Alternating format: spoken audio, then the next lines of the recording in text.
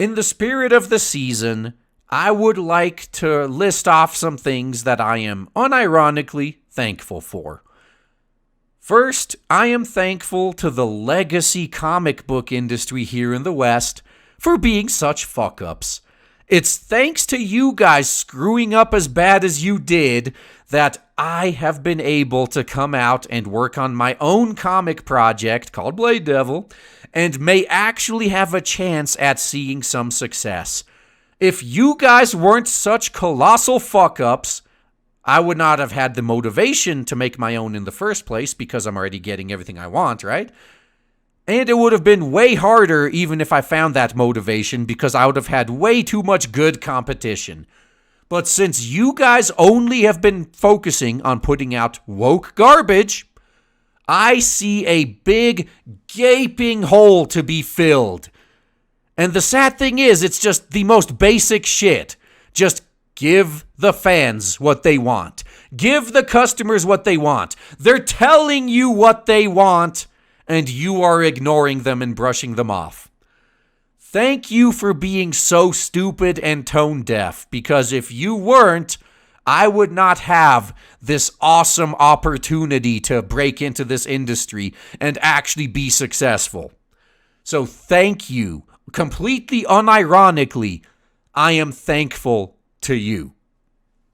Next up, I've mentioned this in a few Thanksgiving videos in the past, but I have to reiterate it every year because, I do get some new viewers and people may forget, but I am unironically thankful for feminism and women's sexual liberation and all of that good stuff that comes with it. Those of you who are new may be confused. Oh my God, I thought you were like one of those red pill guys. How could you say something like this? Well, I'm also a pretty big introvert, you know. I like me some anime titties. I'm perfectly fine with that. So for me, feminism and women's sexual liberation was actually men's liberation. If I was born like 60 years ago, I would have pretty much been forced into a marriage because bachelors were scorned by society as a whole.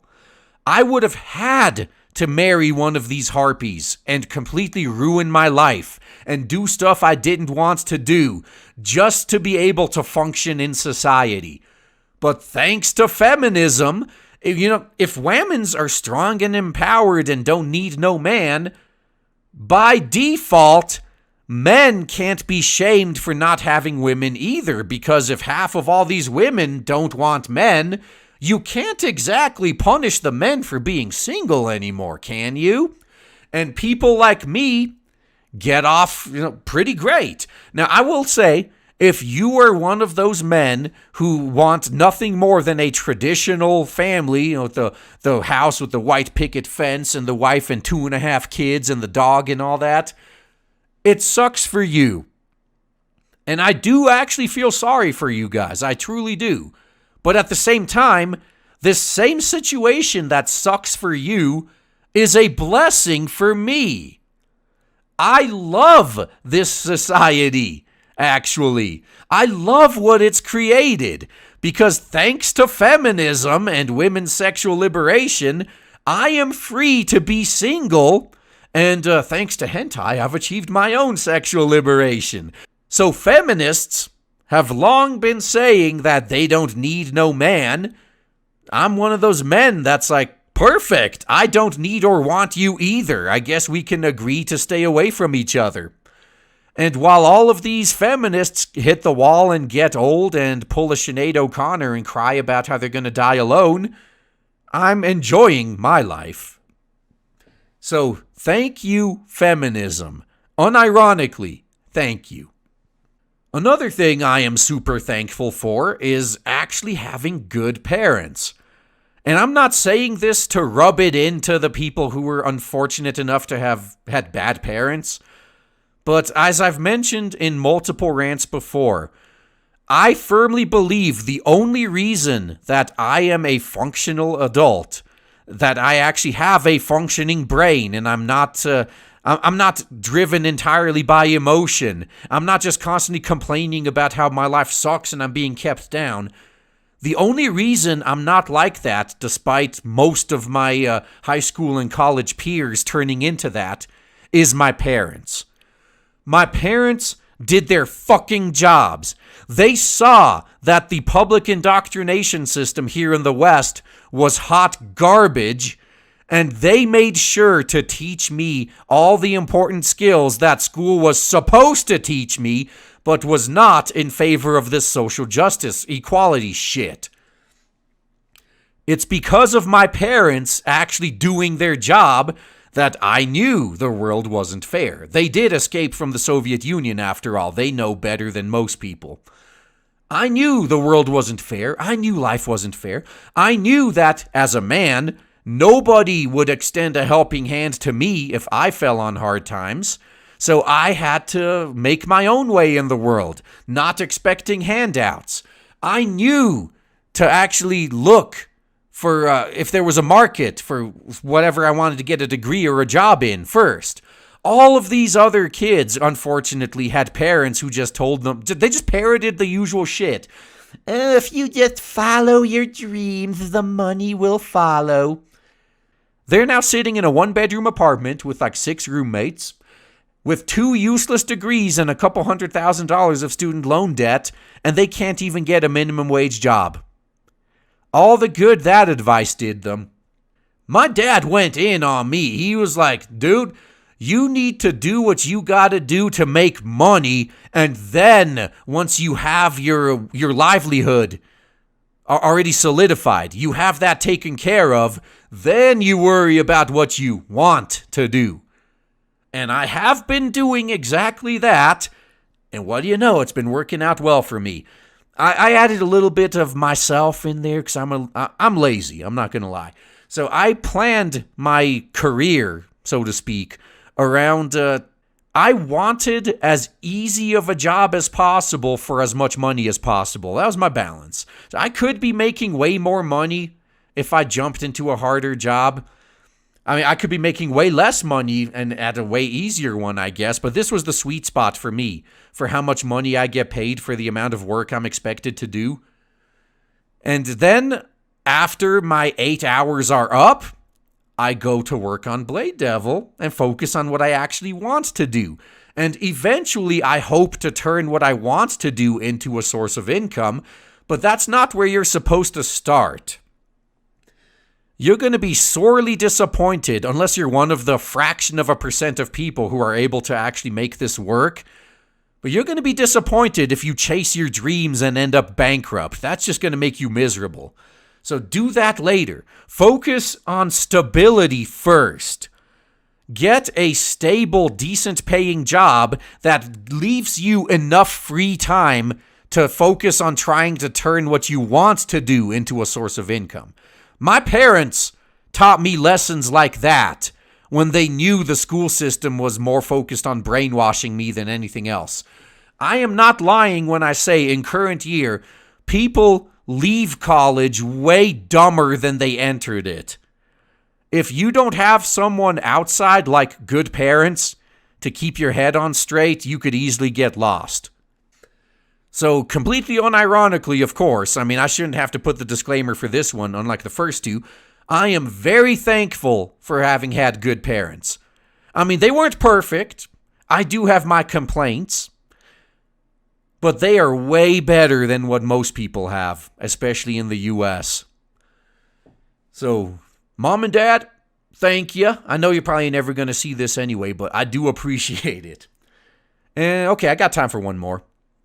Final thing that I am very thankful for this Thanksgiving season is the fact that I actually have a functioning brain that's capable of observing and accepting reality as it is.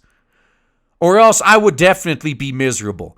If I was living in a dream world, if I was living in some fucking bubble, and I had this vision of utopia that got completely shattered the moment I was ass-launched out of college, and I realized I was left in the real world alone with a useless degree and no useful skills, no life skills either, because all the way from K through college, school didn't teach me anything important.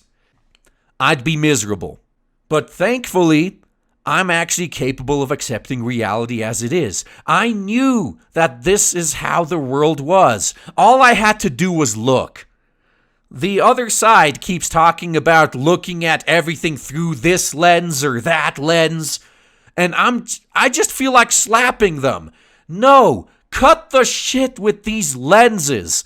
You need to take your fucking blinders off and observe reality as it is.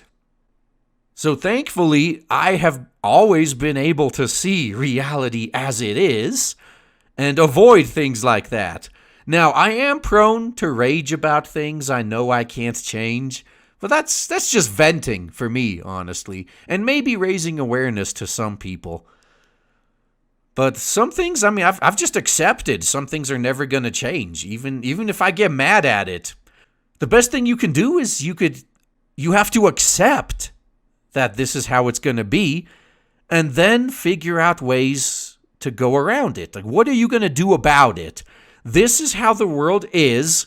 Nothing you do or say is going to change it, so you're going to have to live with it.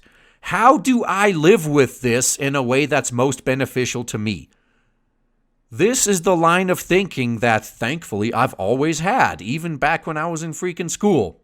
Even without my parents making sure that I learned everything, I always had a little bit of that. I may have lost it, unfortunately. College has a way of taking open-minded people and turning them into closed-minded ideologues. So I may have lost it if I didn't have my parents' support. But thankfully, I've been able to accept all the shitty stuff I have to deal with and find ways of dealing with it. So the fourth and final thing I'm super thankful for this Thanksgiving season is the fact that my brain is capable of seeing reality for how it really is. And that's it for my Thanksgiving list of things I'm thankful for. What about you guys, man? What are you guys thankful for? Be sure to let me know. Oh, dude, no, I have to do this. Emergency fifth unplanned thing that I am super thankful for this Thanksgiving season. The existence of SJWs. Now, this is another one, just like with feminism. How could I be thankful for this? Well, let me explain. The only reason they piss me off as much as they do is because they are somehow able to get the numbers and the power they need to keep destroying the things I love. But outside of that, my competition in the workforce is these incompetent soy boys.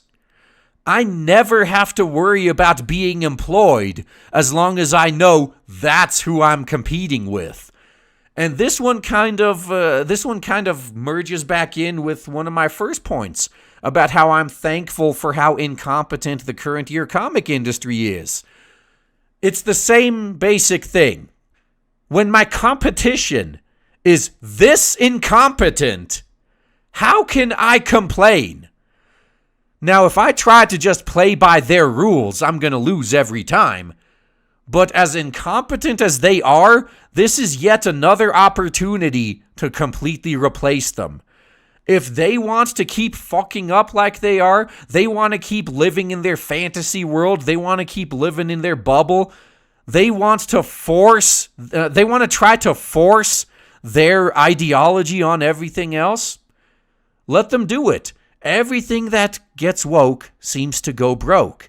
All that'll happen in the end is people like me will be there to replace them. People who otherwise would not have had the desire or the ability to do that if their competition was competent. So thank you, soy boy SJWs. If it wasn't for you, I may actually be struggling in the workforce. But since you guys are my competition, I could rest easy. And this time I'm done for real. In case some of you aren't aware yet, we actually have launched the Blade Devil merch shop. Link in the description box. So if you've ever wanted to support the channel but actually wanted something physical in return, we got the shop for you now. Lots of good stuff up in here. So if you would like any of those, or just in general want to support the channel, want to support original content, original products, like Diversity in Comics always used to say, then this is probably the best way to do it. So check it out. We're going to be adding new items on a monthly basis, at least in the near future. So check back often, and independent projects like the ones we're working on are only possible thanks to you guys. So appreciate all of your support.